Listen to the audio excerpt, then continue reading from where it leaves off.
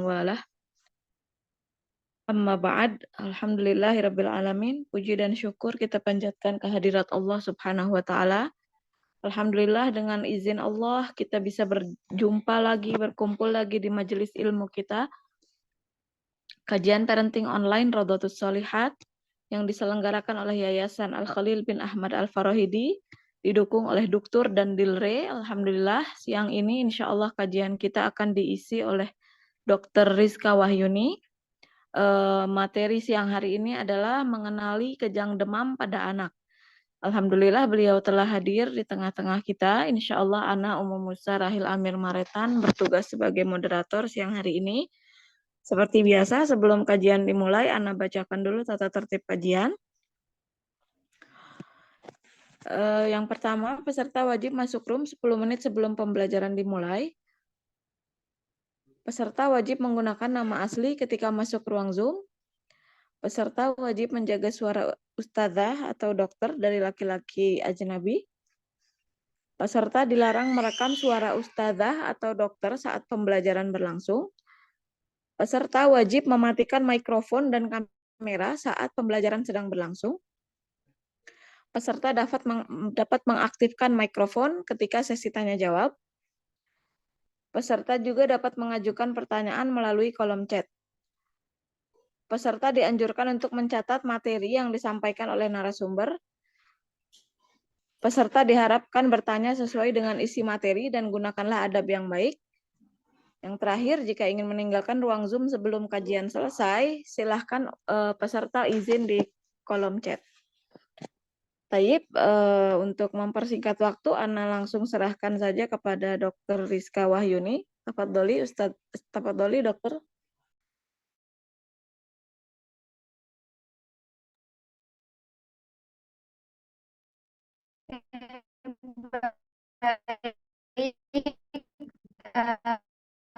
Terima kasih Umum Musa atas waktunya.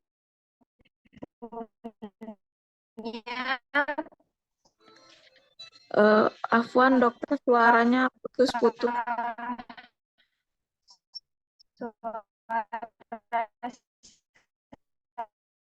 Saya terdengar jelas. Oke, baik. Baru sekarang Masih terdengar putus-putus jelas. Umus karena posisi Sekarang sudah jelas, Dokter.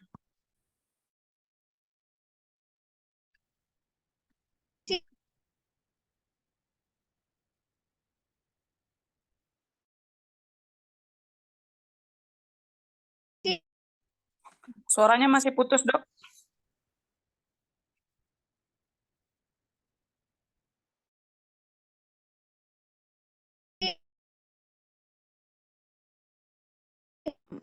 Masih belum terdengar suaranya, Dokter Afwan. sini sedangku dan mendung di Makassar. Kalau misalnya nanti baik tempat dulu bentar. Apakah suara saya terdengar dengan jelas? Halo? Ya, Dokter. Sudah jelas, Umum? Ya, sekarang sudah jelas, Dokter. Baik, akan saya mulai. Terima kasih atas waktunya Umum Musa. Semoga di siang hari ini kita semua dalam keadaan sehat. Dan Alhamdulillah kita bertemu lagi di apa namanya ini pembelajaran yang insya Allah akan rutin dilaksanakan. Bunda-bunda sekalian, hari ini kita akan membahas perihal kejang demam ya. Saya izin untuk share PowerPoint-nya. Share.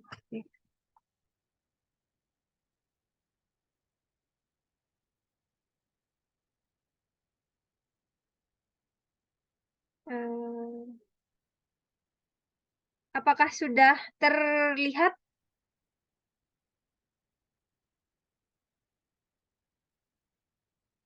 Apakah sudah terlihat? Dokter. Oke, baik. Bismillahirrahmanirrahim. Hari ini kita akan membahas tentang mengenali kejang demam pada anak.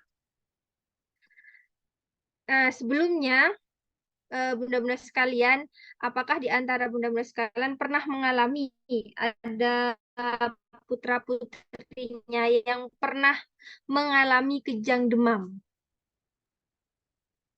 Adakah? Anak saya kejang demam, Dok. Usia berapa, Bunda? Dari usia 1,5 tahun sampai sekarang, kemarin terakhir September masih kejang usia 5 tahun. 1,5 tahun sampai kurang lebih 5 tahun. Oke, baik. Iya, Dok. Jadi sebenarnya apa sih kejang demam itu dan apa permasalahannya? Jadi tadi ada salah satu bunda putra-putri dari Bunda mengalami kejang demam. Nah, bagaimana sih mekanismenya? Sebenarnya kenapa terjadi kejang? Jadi dalam otak itu mudahnya ada kelistrikan ya. Jadi ada sebuah gambar di pojok kanan ini bahwasanya ini adalah sel saraf. Dia itu mengantarkan listrik ya, bahasa mudahnya itu listrik-listrik. Ketika terjadi demam berarti ada masalah dengan aliran listriknya. Kita asumsikan listrik pada umumnya, ketika bermasalah alirannya, maka yang terjadi bisa konslet, nanti bisa terlalu over exposure, maksudnya keluar dia kelistrikannya, jadi tidak stabil. Seperti itu. Sama seperti manusia, ketika kelistrikannya itu bermasalah, maka akan terjadi tanda ataupun bahasanya kita manifestasinya yang juga bermasalah. Nah, pendahuluannya sebenarnya kejang itu bukan penyakit tetapi manifestasi ataupun perwujudan dari sebuah penyakit. Nah, berbagai penyakit dapat menyebabkan terjadinya kejang. Ini saya bahas kejangnya dulu ya. Berbagai penyakit misalnya apa? Ada kelainan genetik. Jadi misalnya ada orang tuanya yang memang ada riwayat kejang. Ada kemungkinan besar anaknya juga mengalami kejang juga karena faktor keturunan atau kita bilangnya genetik. Kemudian faktor kelahiran, demam, ini nanti yang akan kita bahas. Ada infeksi otak. Toksin ini maksudnya ada ya bahasa umum mudahnya itu racun yang masuk ke dalam otak kita sehingga mengganggu aliran listrik ya.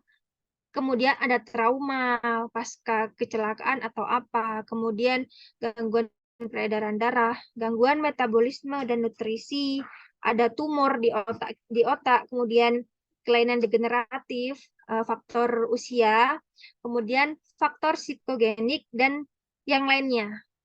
Jadi yang bermasalah itu pada otaknya, terutama pada alirannya. Di sini kita bahasnya listriknya, seperti itu. Kalau misalnya terlalu cepat, mohon untuk konfirmasi ya benar-benar sekalian. Oke, sekarang kita fokus ke kejang demamnya. Apa itu kejang demam? Jadi bangkitan kejang yang terjadi pada kenaikan suhu tubuh. Jadi kejang demam itu harus ada kenaikan suhu tubuh terlebih dahulu yang disebabkan proses di luar kepala. Misalnya demam dulu baru kejang. Jadi ada yang mendahului yaitu kenaikan suhu tubuh. Sesuai kan sama namanya kejang demam, harus diikuti demam baru kejang. Nah, kejang demam ini terjadi pada 2-4% anak berumur 6 bulan sampai 5 tahun. Sesuai tadi yang dijelaskan, yang sempat sharing Bunda, bahwasanya putra-putrinya mengalami kejang demam usia, kalau tidak salah, usia 1,5 tahun ya sampai 5 tahun. Itu memang range-nya seperti itu. Nah, anak yang pernah mengalami kejang tanpa demam, saya garis bawahi, anak yang mengalami kejang tanpa demam, kemudian kejang demam kembali tidak termasuk dalam kejang demam. Jadi begini, seorang anak kejang, tapi sebelumnya tidak demam. Kemudian kejang lagi ada demamnya. Nah, itu tidak termasuk kejang demam karena harusnya yang tadi kita sepakati per definisi demam dulu baru kejang. Oke. Kemudian kejang disertai demam pada bayi berumur kurang dari 1 bulan. Kurang dari 1 bulan tidak termasuk dalam kejang demam. Baik. Oke. Bila anak berumur kurang dari 6 bulan atau lebih dari 5 tahun mengalami kejang didahului demam, pikirkan kemungkinan lain. Misalnya infeksi sistem saraf pusat, maksudnya ini sistem di otak, kemudian atau epilepsi yang kebetulan terjadi bersama dengan demam. Jadi di sini yang perlu saya garis bawahi, ini mana ya monitornya? Sebentar. Di sini bahwasanya usianya range-nya 6 bulan sampai 5 tahun. Di sini. Oke, 6 bulan sampai 5 tahun. Akan tetapi misalnya kurang dari 6 bulan atau lebih dari 5 tahun, pikirkan kemungkinan yang lain. Misalnya epilepsi seperti itu atau diagnosa yang lain kita bahasnya. Untuk klasifikasinya, pembagiannya, jadi kejang demam itu dibagi menjadi 2. Kejang demam yang sederhana atau kita bilangnya KDS, kemudian kejang demam kompleks atau KDK. Melihat dari durasi, kejang demam sederhana ini kurang dari 15 menit, kemudian kalau yang kompleks lebih dari 15 menit, bentuk kejangnya itu umum. Jadi umum itu maksudnya seluruh tubuh, langsung kaku begitu, ya kejang, umum seluruh tubuh. Kemudian pada demam kompleks biasanya vokal atau umum yang didahului vokal. Misalnya ada kakinya dulu yang kejut-kejut gitu ya, apa namanya, kejang. Terus kemudian baru dia seluruh tubuh. Itu maksudnya vokal atau umum yang didahului oleh vokal. Nah, untuk frekuensinya, kejang demam sederhana tidak berulang dalam 24 jam. Jadi selama 1 hari 1 malam hanya 1 kali saja. Akan tetapi kalau bersifat kompleks maka bisa lebih dari 1 kali. Kemudian ada defisit neurologis. Pada kejang demam tidak ada. Pada ya kejang demam yang kompleks itu bisa ada, bisa tidak. Nah, jadi masih ini ya, sama-sama bisa ada, bisa tidak. Tapi kalau misalnya yang sederhana pasti tidak adanya. Maksudnya defisit neurologis itu apa? Misalnya habis kejang, kemudian linglung, atau biasanya linglung nggak jelas begitu, ngelantur atau bagaimana. Itu terjadi penurunan defisit neurologis. Nah, kejang lama adalah kejang yang berlangsung lebih dari 15 menit. Kalau lebih berarti masuk dalam kompleks ya. Atau kejang berulang lebih dari 2 kali di antara bangkitan kejang, anak ini tidak sadar. Jadi misalnya kejang, tidak sadar, terus kejang lagi. Itu termasuk kejang lama. Dan ini terjadi pada 8% kejang demam. Kemudian untuk pemeriksaannya, perlu nggak ya pada kejang demam ini dilakukan pemeriksaan laboratorium? Sebenarnya tidak khusus ya, tidak ada laboratorium dicek, kemudian ada parameternya, oh ini kejang demamnya positif, sebenarnya tidak ada yang secara khusus. Akan tetapi biasanya kalau dibawa ke rumah sakit atau vaskes terdekat,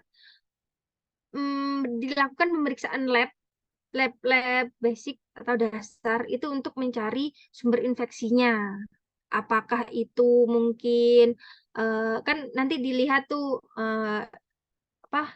sel darah putihnya yang seperti itu. Ini dari mana sih sumber infeksinya? Apa mungkin apanya yang naik nanti di hasil labnya. Jadi itu bukan bersifat khusus ya kalau pemeriksaan lab. Jadi itu bersifat umum. Kemudian itu lab dasar. Nah, ini untuk nice to know ya bunda-bunda sekalian. Ini ada fungsi lumbal. Jadi fungsi lumbal itu mengambil cairan di sumsum tulang belakang. Ya, ini gambarannya seperti ini. Ya, posisinya dan ini sangat sakit ya, bunda-bunda sekalian. Untuk apa sih sebenarnya fungsi lumbal ini? Karena pada kemungkinan-kemungkinan yang terjadi karena kejang itu ada penyakit lainnya. Nah, fungsi lumbal ini untuk menyingkirkan kemungkinan meningitis atau radang pada selaput otak. Pada bayi kecil seringkali sulit untuk menegakkan atau menyingkirkan diagnosa meningitis karena manifestasinya tidak jelas. Jadi pada bayi yang di sini kan ada kriterianya. Bayi kurang dari 12 bulan sangat dianjurkan dilakukan karena masih apa ya? Ketika kurang dari 12 bulan itu kadang masih rancu, masih bingung.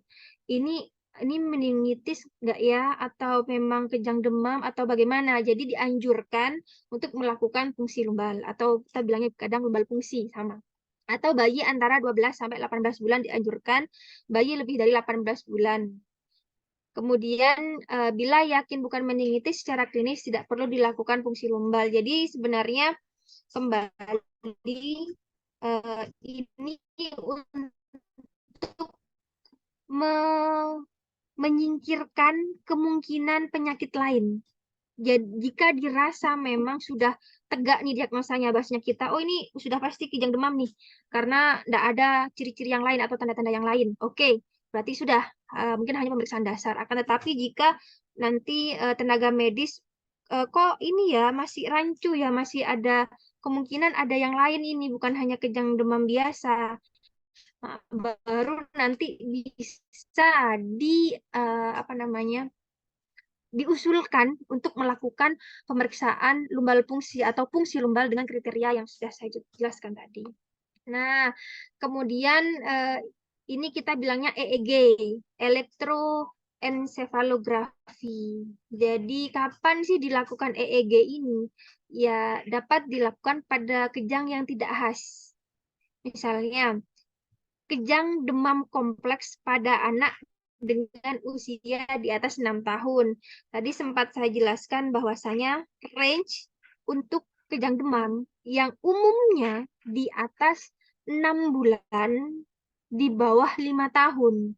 Nah, kalau di atas 6 tahun, ini kita harus mulai kira-kira ada yang lainkah ini? Nah, di situ mulai untuk mengusulkan pemeriksaan EEG atau elektroensefalografi atau kejang demam vokal. Yang demam vokal tadi yang misalnya dimulai dari misalnya kaki duluan atau tangan duluan, jadi tidak seluruh tubuhnya yang mengalami kejang. Jadi nanti akan ada pertimbangan-pertimbangan tim medis yang mengarahkan kira-kira oh ini sudah bisa ditegakkan kejang demam atau masih ada kecurigaan yang lain, nanti akan ada tim medis yang menganjurkan untuk melakukan pemeriksaan penunjang lainnya. Nah, terakhir CT scan atau MRI kita bilangnya. Ini sangat jarang sekali ya, sangat jarang sekali, tapi ini nice to know saja. Akan dilakukan pemeriksaan seperti ini jika memang ada kecurigaan lainnya. Seperti itu. Jadi akan di sini CT scan dan MRI itu akan melihat lebih detail bagaimana apakah mungkin ada kelainan pada otak, adakah mungkin benda asing seperti tumor, seperti itu. Untuk prognosa, prognosa ini artinya kemungkinannya, kemungkinan anak terkena atau mengalami penyakit kejang demam ini kemungkinannya baik atau buruk. Itu yang disebut dengan prognosa. Pada kejang demam ini, prognosanya kemungkinannya adalah baik. Ya, kejadian kecatatan sebagai komplikasi kejang ini tidak pernah dilakukan dilaporkan. Jadi kejang demam yang mengakibatkan sampai cacat itu tidak pernah dilaporkan sampai saat ini. Kemudian perkembangan mental dan neurologis umumnya tetap normal pada pasien yang sebelumnya normal. Jadi gangguan neurologis ataupun gangguan otak lah ya kita bilangnya. Setelah kejang demam itu juga belum dilaporkan, belum ada. Kalau misalnya memang tidak ada kelainan secara mental ataupun neurologis pasca kejang demam ya tetap seperti itu. Kemudian kelainan neurologis pada sebagian kasus atau kasus dengan kejang lama atau kejang berulang baik umum ataupun vokal. Jadi memang kelainan neurologis itu pernah dilaporkan, tapi hanya sebagian kecil saja. Kelainan neurologisnya apa? Biasanya mungkin pada kejang yang lama ya, atau kita bilangnya kompleks juga. Kadang anak itu linglung. Kalau kita kembalikan per definisi kan memang ada aliran listriknya yang bermasalah pada otaknya. Ketika bermasalah memang pada beberapa anak, tapi hanya sedikit kasus mengalami kelainan tersebut. Nah, kalau misalnya kematian tidak pernah dilaporkan. Oke. Kejang demam berulang. Kejang demam akan berulang kembali pada sebagian kasus. Jadi mungkin pernah mengalami kejang demam usia 1,5 tahun, kemudian umur 3 tahun kena kejang lagi, kemudian umur 5 tahun seperti itu. Jadi memang ada kemungkinan untuk terjadi kembali. Nah, apa sih faktor resikonya? Pertama, memang ada riwayat kejang demam dalam keluarga. Kemudian usia kurang dari 12 bulan. Kemudian suhu yang rendah saat kejang. Kemudian cepatnya kejang setelah demam. Jadi kejang kembali itu biasanya diikuti dengan faktor-faktor resiko ini. Bila seluruh faktor di atas itu ada, kemungkinan berulang bisa mencapai 80%. Sedangkan bila tidak terdapat faktor yang di atas, bisa saja terulang, tapi kemungkinannya 10-15%. Biasanya yang kejang demam berulang ini paling besar pada tahun pertama. Oke, apa sih yang harus dilakukan kalau misalnya kejang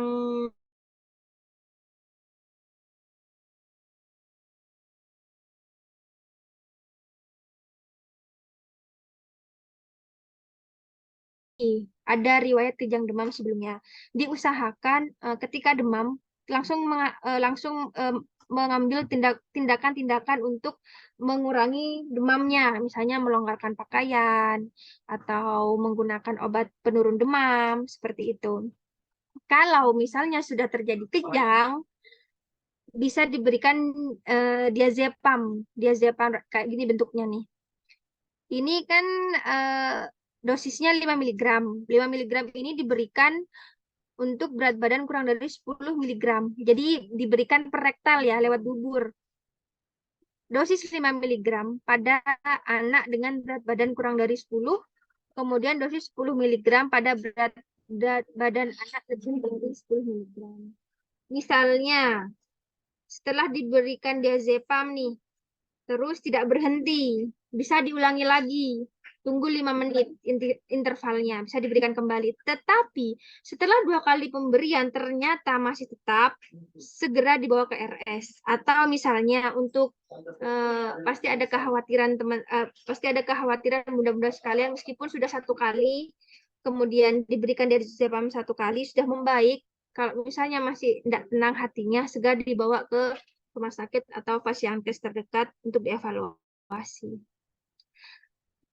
Bila kejang telah berhenti, pemberian obat ini selanjutnya tergantung jenisnya, tergantung jenis kejangnya, apakah masuk KDK atau KDS, atau kejang demamnya ini tergolong yang sederhana atau kompleks sih, karena ada perbedaan pengobatan Seperti itu. Nah, di sini orang tua perlu tahu. Meyakinkan bahwa kejang demam umumnya mempunyai prognosis yang baik, kemungkinan kesembuhannya baik. Kemudian memberitahukan cara penanganan kejang yang sudah saya sampaikan, nanti akan diperjelas lagi, ada di belakang. Memberikan informasi mengenai kemungkinan kejang kembali. Nah, tadi ada beberapa faktor risiko, tapi meskipun tidak ada faktor-faktor risiko yang saya sebutkan tadi, masih ada kemungkinan untuk terjadi kejang kembali. Oke, pemberian obat untuk mencegah kekambuhan memang efektif, tapi harus ingat adanya efek samping. Jadi untuk bunda-bunda sekalian perihal obat atau efek samping, ya ini cukup tahu saja ya. Nanti akan dijelaskan lagi nanti misalnya pada tenaga medis yang mengetahui secara langsung kondisi putra-putri bunda sekalian. Bagaimana jika anak kejang kembali? Pertama, tetap tenang ya. Ya, saya mengerti sih, mungkin tidak seteoritis ini, tapi harapannya jika lebih tenang akan apa langkah-langkahnya itu akan lebih terarah. Misalnya sudah mulai mengendorkan pakaian yang ketat, terutama di sekitar leher. Kemudian bila tidak sadar, posisikan anak terlentang dengan kepala miring. Oke, jadi dimiringkan. Kalau misalnya muntah, segera bersihkan. Ditakutkan dia tuh aspirasi, bahasanya kita tuh masuk kembali. Terus akhirnya tersedak dan lain sebagainya. Kemudian walaupun kemungkinan lidah tergigit, jangan memasukkan sesuatu ke dalam mulut. Ukur suhu, observasi suhunya, catat lama dan bentuk kejang. Oke. Kemudian tetap membersamai anak tersebut, berikan diazepam rektal. Diazepam yang saya tampilkan tadi secara rektal atau dubur, dan jangan diberikan bila kejang telah berhenti. Jadi kalau sudah berhenti ya sudah. Bawa ke dokter atau rumah sakit bila kejang berlangsung 5 menit atau lebih. Oke, saya rasa sudah cukup di sini. Kalau misalnya ada pertanyaan bisa ditanyakan.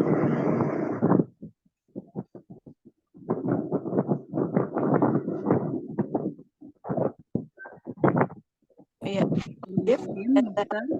Khairan.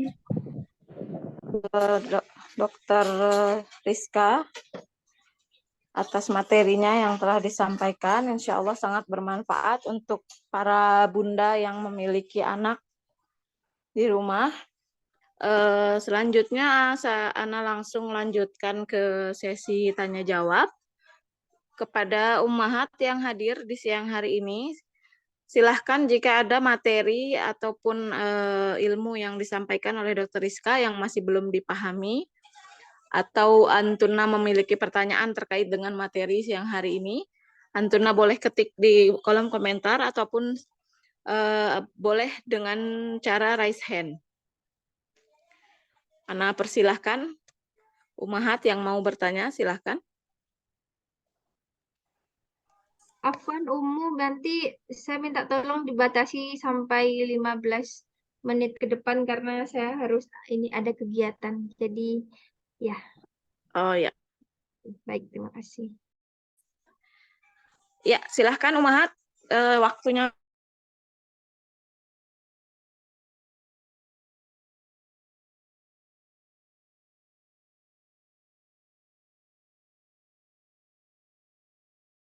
Boleh raise dalam komentar, boleh langsung raise hand aja. Ada di kolom komentar itu, Ada pertanyaan masuk dari Ukti Puspita, dokter. Dok, obat demam yang menurunkan demam anak apa ya? Oke, saya langsung jawab ya ya. Iya, silahkan dokter. Oke, baik, terima kasih atas pertanyaannya Bunda Sari Puspita. Ini pertanyaannya bagus ya. Jadi saya sering ditanyakan juga, ini gimana sih, gimana cara cepatnya untuk menurunkan demam? Sebenarnya obat penurun demam itu hampir sama ya Bunda ya, rata-rata tuh sama. Jadi bisa cukup menggunakan paracetamol. Sebenarnya isinya paracetamol, tapi mereknya itu banyak.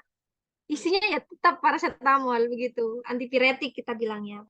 Jadi sebenarnya mau apapun obat demamnya, mereknya apa, itu isinya sama, paracetamol.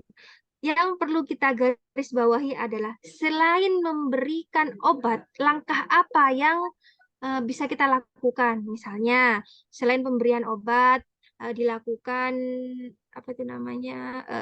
Apa itu?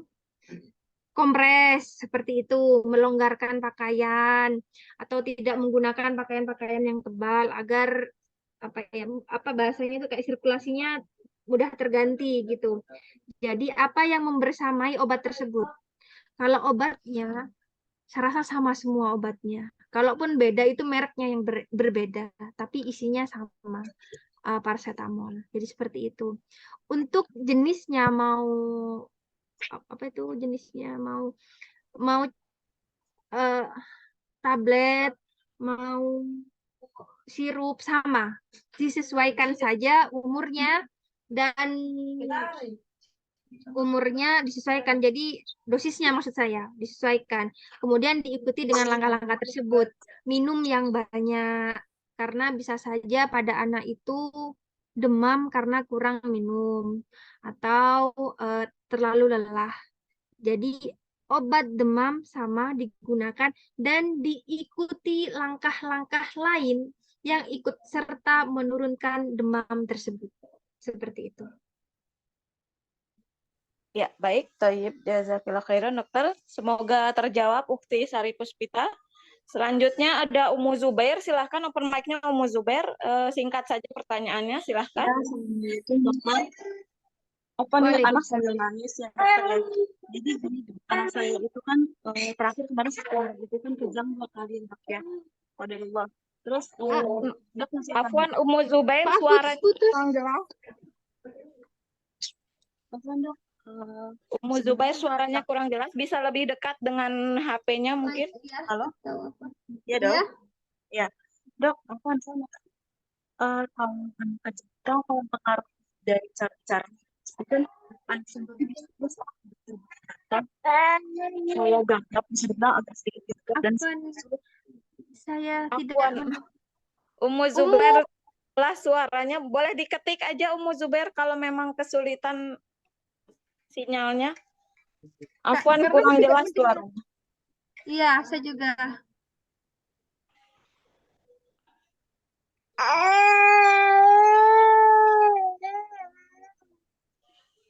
Iya, Umu.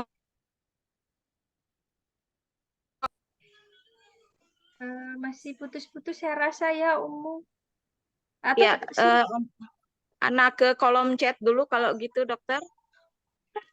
Dari Ukti Maya Siti. Bismillah, Assalamualaikum warahmatullahi wabarakatuh. Cara menanggulangi ketika anak terkena kejang-kejang. Karena ponakan saya usianya 10 tahun terkena kejang, lalu dinyatakan radang selaput otak. Qadarullah meninggal dalam waktu 3 hari, dok. Oke, baik. Menarik ya pertanyaannya. Terima kasih atas pertanyaannya, Bunda. Kalau di sini, oke, saya ajak bunda-bunda sekalian menganalisis. Usia 10 tahun. ada bapak sana. Iya, ini usianya 10 tahun. Kira-kira kejang demam nggak ya? Gimana? Beliau bertanya tentang cara menanggulangi kejang karena ponakannya mengalami Betul, ya. kejang usia 10 tahun dan terdiagnosis radang selaput otak, dokter. Betul. Ya, saya mengerti maksudnya, tapi maksudnya saya ini brainstorming gitu. Jadi, oke, saya akan jelaskan. Kalau di sini usia 10 tahun, berdasarkan yang saya jelaskan tadi tentang kejang demam, berarti ini bukan masuk kejang demam ya. Karena apa? Tidak diikuti demam. Kejang demam, saya tekankan diikuti demam, kemudian kejang. Range usianya kira-kira 6 sampai 6 bulan sampai 5 tahun. Nah, di sini usia 10 tahun masih kejang. Ternyata didiagnosa terkena radang selaput otak. Dan ya sudah meninggal dalam waktu 3 hari. Jadi memang apa sih yang harus kita lakukan? Jadi bunda-bunda sekalian, konsepnya sama. Ketika kejang, apa yang paling kita hal apa yang harus kita lakukan pertama? Pertama, longgarkan dulu pakaiannya.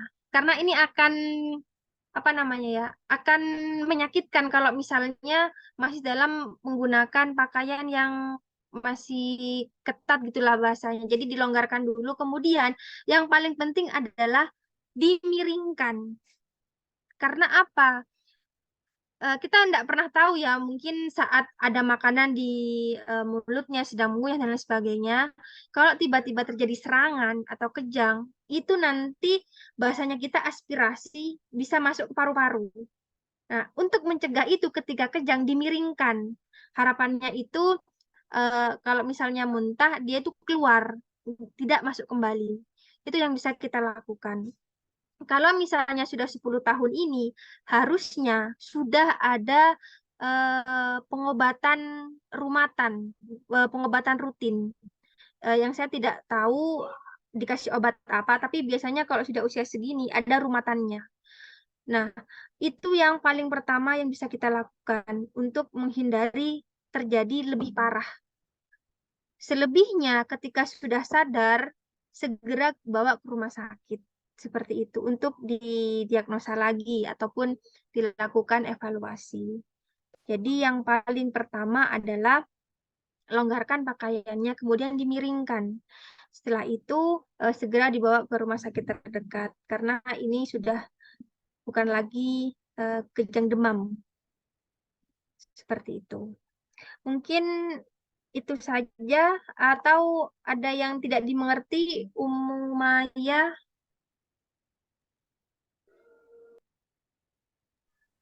Ya, silahkan. Apakah sudah terjawab, Ukti Maya? Ya, Sudah Maya. paham Jadi, katanya.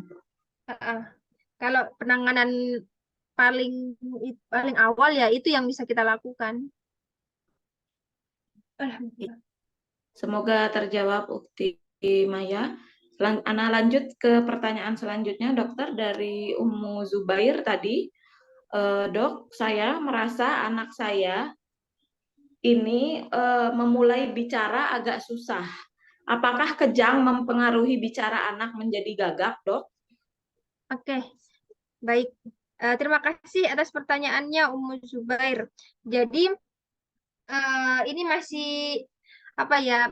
Masih belum mengerucut, masih banyak banyak faktor. Bisa juga memang tidak berhubungan sama kejang atau bisa juga berhubungan sama kejang karena perlu dievaluasi ulang. Bicaranya agak susah, bisa aja karena terlambat, keterlambatan delay speech. Jadi ini nih masih perlu dievaluasi gitu ya Bunda ya.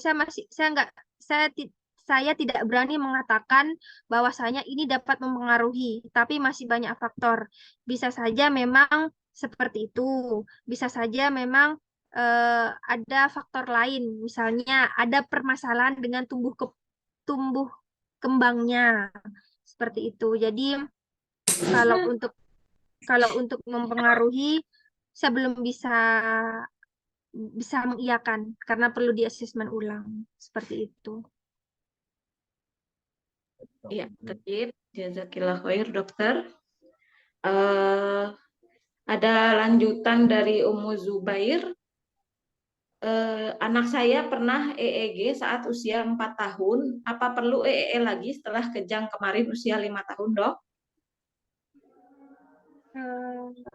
Oke. EEG 4 tahun apa perlu lagi setelah kejang? Nah, kalau untuk EEG untuk mengevaluasinya, bunda-bunda, itu biasanya tergantung dari perkembangannya. Karena kalau misalnya sudah dilakukan EEG, pasti dokter yang menangani itu lebih mengarah apakah ada penyakit lain selain kejang demam. Ini kalau misalnya kita fokus kejang demam ya. Kan tadi banyak faktor tuh yang di awal saya sebutkan. Kalau misalnya seorang dokter sudah menyarankan EEG, beliau itu biasanya ada pemikiran, adakah sesuatu yang lain nih kayaknya, sehingga perlu dilakukan EEG. Biasanya setelah itu akan dilakukan pemberian obat rumatan. Setelah itu akan dievaluasi. Biasanya kan disuruh kontrol. Dari evaluasi tersebut, baru bisa ditentukan apakah ini dapat dilakukan EEG ulang atau tidak. Jadi kalau pertanyaannya apakah perlu dilakukan EEG lagi, tergantung perkembangan dari anaknya bagaimana. Seperti itu. Karena saya kan tidak tahu perkembangannya, proses perkembangannya seperti apa. Jadi saya juga tidak bisa untuk menentukan harus dilakukan EEG ulang atau tidak. Yang bisa mengatakan itu dokter yang menangani, yang mengetahui dari awal dan menangani putra bunda begitu. Baik, semoga terjawab Ummu Zubair. Terima kasih Dokter Rizka. Ada 2 pertanyaan lagi di kolom chat. Sepertinya Ana sudahi di 2 pertanyaan ini ya, Ummahat, karena dokter ada kegiatan yang harus dilakukan. Pertanyaan 2 terakhir ini dokter. Yang satu, dokter, apa bedanya obat generik dan obat bukan generik? Silakan dokter. Oke, baik. Obat generik itu istilah umum ya Bunda ya. Obat generik itu yang sebenarnya sama saja, isinya sama. Tapi dia itu kalau secara dijual bebas lebih mahal. Kita bilangnya paten ya, lebih mahal obat paten karena dia itu lebih poten, lebih apa ya? Bahasanya kita tuh poten, apa ya, saya bahasanya poten.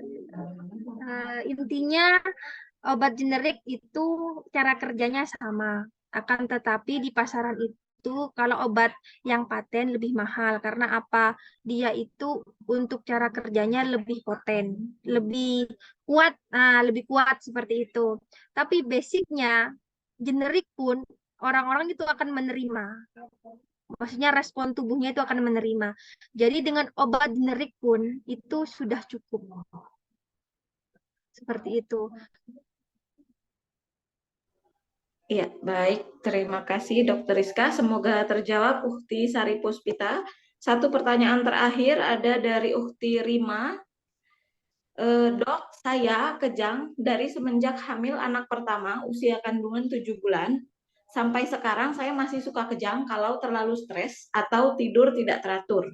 Apakah ini masuk epilepsi ataukah kejang turunan atau efek dari hamil ya dok? Oke. Ini sebenarnya beda cerita ya, ya. Kalau misalnya diikuti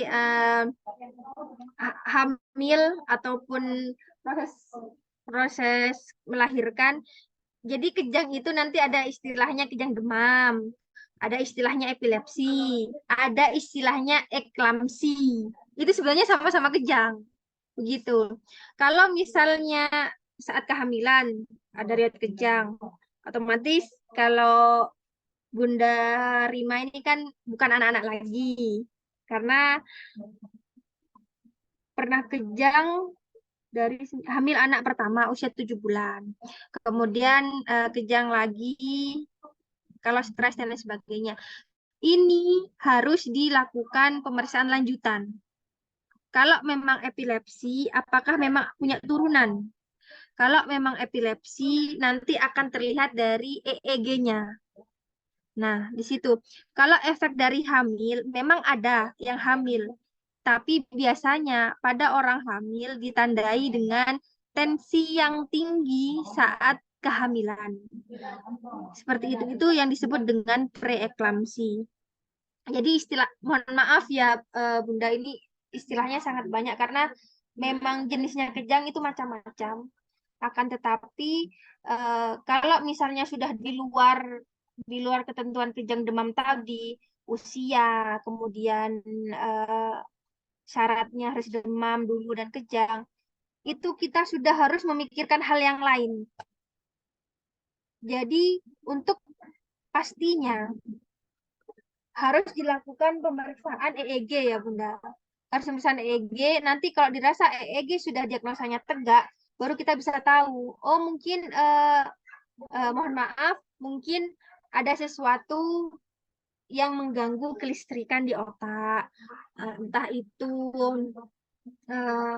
mohon maaf, saya pernah temui ada yang terkena tumor, ada yang memang karena turunan, yang gampang terpicu. Jadi kalau saya sarankan agar Bunda untuk konsul agar dapat diketahui apa sih yang mengakibatkan kejang, apa sih rumatannya, apa sih obat yang perlu dilakukan. Kalau misalnya seperti ini, saya masih kekurangan informasi untuk menegakkan sebuah diagnosa, apakah epilepsi biasa, ataukah mungkin ada faktor lainnya. Seperti itu. Iya, baik. Semoga terjawab, Ukti Rima. Syafakillah, semoga Allah melindungi Anti dan janin Anti. Semoga Anti baik-baik saja. Sepertinya sesi tanya jawab dicukupkan ya Dok ya? Iya, saya harus pergi juga. Terima kasih. Baik, terima kasih banyak atas waktunya Dr. Rizka Wahyuni. Jazakillah khair. Semoga Allah membalas kebaikan dokter yang telah memberikan ilmu dan waktunya untuk kami semua. Ana ucapkan jazakunallah khairan kepada ummahat yang sudah hadir di siang hari ini. Semoga Allah selalu memudahkan kita semua dan selalu memberikan kita rahmatnya agar kita tetap bersemangat dalam menuntut ilmu. Semoga Allah rahmati semua kegiatan kita, kegiatan kajian parenting online yang diadakan oleh Yayasan Al-Khalil bin Ahmad Al-Farahidi ini. Semoga Allah sehatkan seluruh narasumber kita dan juga para member grup kita. Ana mohon maaf atas segala kekurangan Ana sebagai moderator siang hari ini. Semoga Allah memaafkan Ana. Ana tutup kajian kita siang hari ini dengan doa kafaratul majlis. Subhanakallahumma wa bihamdika asyhadu an la ilaha illa anta astaghfiruka wa atubu ilaih. Wassalamualaikum warahmatullahi wabarakatuh. Waalaikumsalam warahmatullahi wabarakatuh. Waalaikumsalam warahmatullahi wabarakatuh.